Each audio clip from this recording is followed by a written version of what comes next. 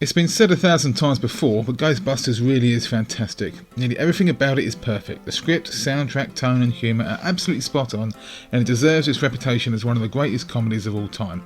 It's a testament to its legacy that the overarching themes were timeless enough for the story to be continued in late 2021 with Ghostbusters Afterlife, which, while it may have been met with some criticism for its departure from the mood the original two movies conveyed, is still a worthy third movie in the franchise.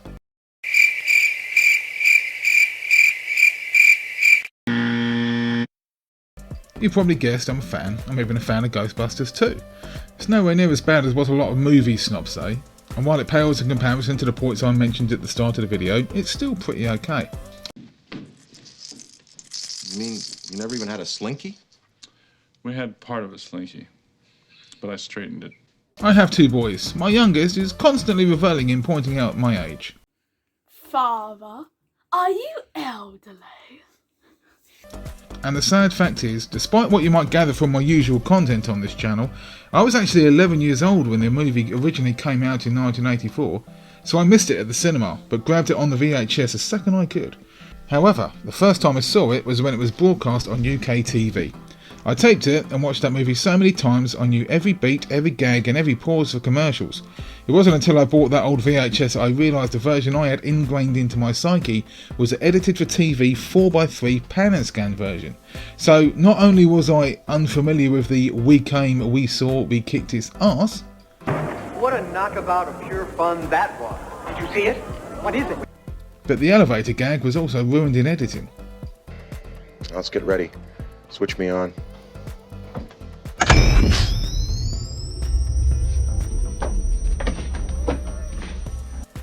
Also, I never saw this scene as it was cut from the version I saw, but then again I was 11 so I probably wouldn't have understood what was going on anyway. But to the point, there's a scene in Ghostbusters that just doesn't fit.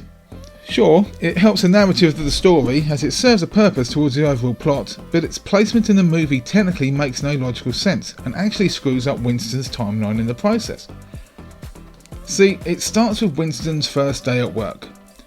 Winston has his little humorous interview with Janine. Do you believe in UFOs, astral projections, mental telepathy, ESP, clairvoyance, spirit photography, telekinetic movement, full trance mediums, the Loch Ness Monster, and the theory of Atlantis?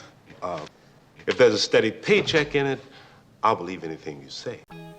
He's hired on the spot and is introduced to Peter and Ray. At this point, the movie cuts to this scene of Peter meeting up with Dana to discuss her case.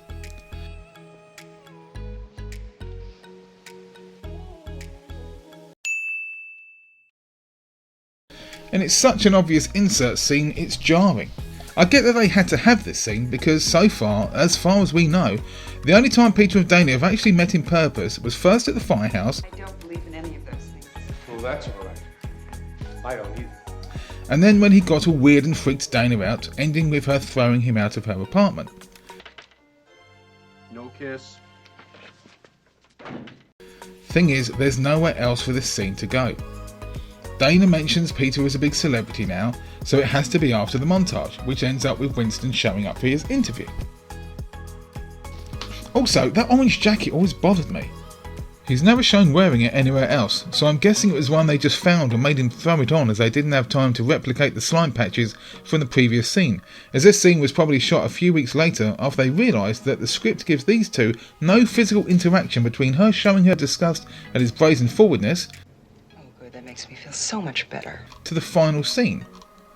Speaking of which, and sorry for the sidebar, but Peter and Dana's relationship arc doesn't make a lick of sense either.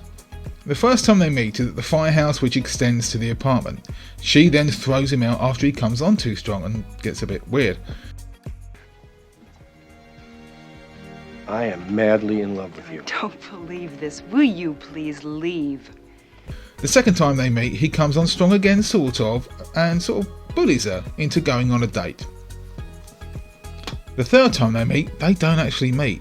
This isn't Dana, this is Zool. This is the next time they meet, and by her behaviour, she's been asleep/unconscious that whole time she was possessed. This means that after she threw him out, the only interaction she's had with Peter was his 4-minute conversation, and now she's woken up in a strange place, surrounded by the rubble of her home, but according to the movie, she's so enamoured with Peter and their relationship has progressed to the point she's happy with making public acts of affection in front of a whole crowd of strangers. I know Murray was a bit of a dish back then, but come on. Anyway, back to Winston. It's refreshing, in retrospect, to see a black guy in an 80s movie who was just a guy. Knows the street. He was not a stereotype. The fact that Winston was black was incidental. Yeah. At a time when actors like Eddie Murphy and Richard Pryor were at the top of their game, but a large amount of their charm and appeal was due to the fact they were black guys in an industry that was still overwhelmingly a white man's realm, and they played off it to their benefit. Not so Ernie Hudson.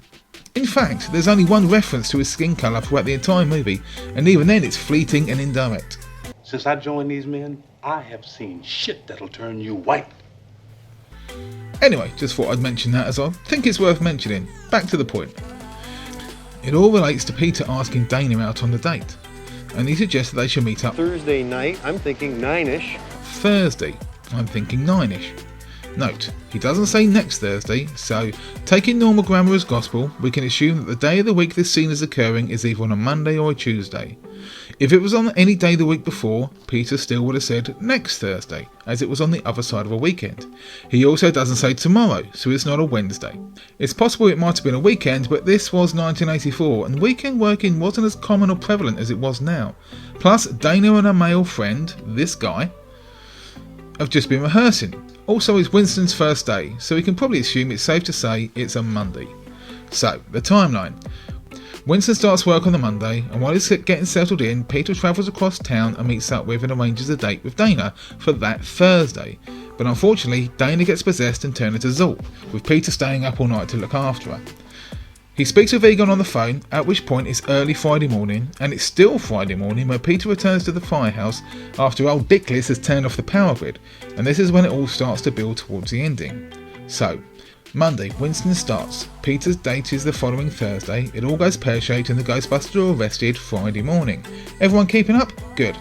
Hell of a first few days of work, eh? I'm Winston Zeddemore, Your Honor. But I've only been with the company for a couple of weeks. Dude, it's been 4 days. See, this scene needed to be somewhere else. Without that scene, the scenes either side are pretty seamless.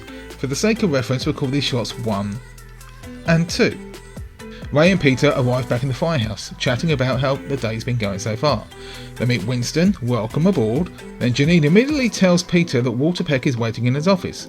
The positions of the characters gel, as well as Janine's body language, as she is seen looking behind herself to check that Peck is still there. And he is still there, as you can actually see him waiting in the gap. Another factor is the little scene where Ray shows Winston how the ecto containment system works. A training scene, if you will. Usually it's inserted straight after the date arrangement scene, so it assists with splitting up shots 1 and 2. So the normal sequence is shot 1, date, training, shot 2, then Twinkie. What about the Twinkie? You could take out the date scene for now, but you still have the training scene. You can't have it straight after shot 1 as Winston's character needs to settle in a bit, as well as giving the flow of the shots time for the characters to get downstairs, if you get me. Just jumping from here to here doesn't flow. There needs to be a break between these 2 moments. If we go back to shots 1 and 2, we could let them play out as normal, then have the training scene, but that would lead straight to Twinkie. What about the Twinkie? With no flow between the scenes with regards to Winston's wardrobe and the implied time working with the guys, so that needs to be broken up as well. You could insert the training shot right before Venkman meets Peck, but this is upset by Janine's Ghostbusters, what do you want? We can see Peter behind Janine walking right up to Peck, so that won't work as we know he's waiting. So back to that bloody date scene. The best place for this would actually be right after the montage, because Dana says this. I know, you're a big celebrity now. But seeing as this was the 80s and you had Harold Ramis writing and Ivan Reitman directing, they had to have a knob gag. Turns out this was actually a deleted scene where the guys visit a haunted Civil War era fort, which explains what Ray is wearing. But in all the desperation to get an 80s sex related scene in there, they just made it a dream sequence, so it doesn't actually have to be there at all. I mentioned this scene was cut out of the TV version, so it's extraneous anyway. Plus, we can't put the date scene at the end of this whole sequence, as the scene directly after all this is Daniel arriving home talking with Lewis about forgetting the party. Well, I'm sorry, Lewis, I forgot. Then getting molested by old gropey hands lazy boy. So how do we solve this? Let's try. Straight out of the montage to the date scene, removing that stupid ass dream sequence altogether. Cut from that to Winston arriving for his interview, then meeting Peter and Ray. Welcome aboard. Janine tells Peter that Peck is waiting, then we zoom in on Janine so we can't really see Peter. Then we have the training scene, finished with the Walter Peck conversation and capped off with a Twinkie. What about the Twinkie? So, it's not very organic. I could do with some clearing up on one word of ADR. Your Honor. Look, I've only been with the company for a couple of days. But I gotta tell you, these things are real. But that's what happens when you find you've painted yourself into a narrative corner and throw stuff in that's painfully out of place just to fill a hole. Mind you, thanks to Ghostbusters Afterlife retro altering his character, we just found out that the first time we see Egon, he's got a 3-year-old daughter he never talks about for 2 whole movies. But that's fine. All these quibbles pale in comparison to the car wreck and dumpster fire that was this flaming pile of garbage.